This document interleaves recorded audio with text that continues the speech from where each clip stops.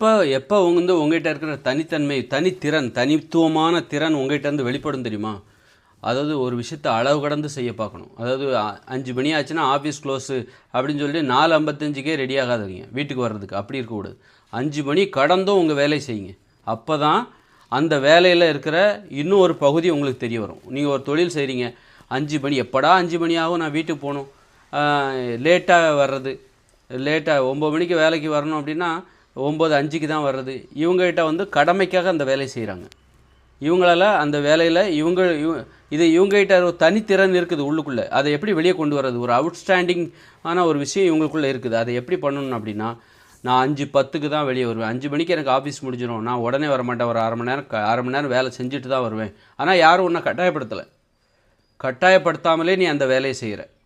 நீ 5 மணி வரைக்கும் வேலை செய்யணுங்கிறது கட்டாயம்.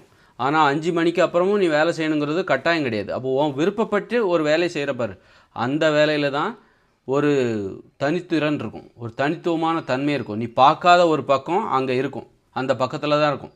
நீ அந்த புத்தகத்தில் நீ பார்க்காத அந்த பக்கமே அதுதான். அப்படி நிறைய பக்கங்கள் இருக்குது.